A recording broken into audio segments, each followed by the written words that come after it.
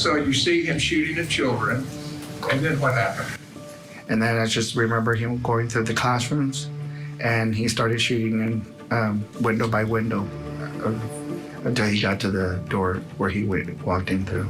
At that point, I just, was begging 911 to please get officers out there, and then I saw a police officer arrive, and I was telling him he entered through that door. And that's the door that he entered through. Oh my God! He jumped into the schoolyard! Into the schoolyard? Yes, he just jumped up on the fence. He's running toward the school. He's wearing black. There's kids out there, please! Oh my God! Lord, please protect these children! Oh God, in the name of Jesus!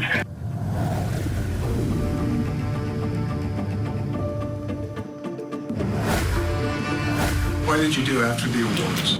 We went back to the classroom for a little bit, and then until it was time for them to go to rotation at the library. After I dropped them off, I went to a math interventionist room until it was time to pick my kids up from the library, and I actually picked them up about 10-15 minutes early that day so we could have extra recess. What is it that disturbs your playground activity? We heard sounds, and to me, I thought they were fireworks.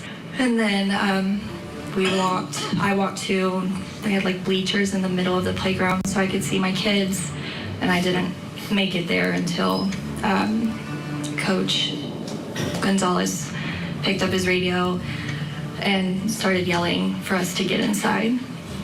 Okay, so the combination of hearing these fireworks and Coach Gonzales, did you draw a conclusion from that? Yes. And what was that?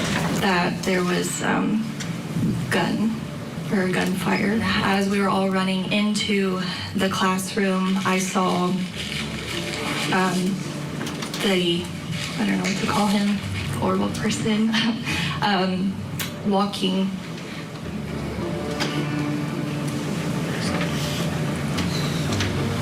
Just take your time, we can hold on. Walking towards the door. Can you describe him for us? He had all black, long hair, and a gun. At some point, you were relieved or you evacuated, is that Yes. correct? Tell us about that. We kept hearing knocking on the door, and we were taught, don't answer the door, somebody will come in and get you. But after several times knocking,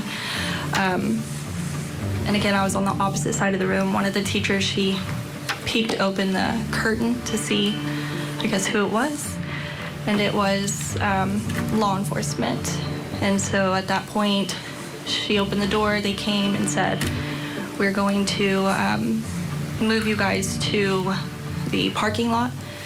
We sat there for a little bit and then ended up going to an empty field off of campus, and while we waited for buses, I still at this point didn't have all of my students, and so I gathered the ones that I did have, and I told them, stay here, we're not getting on this bus, and waited. For what? For the rest of my kids.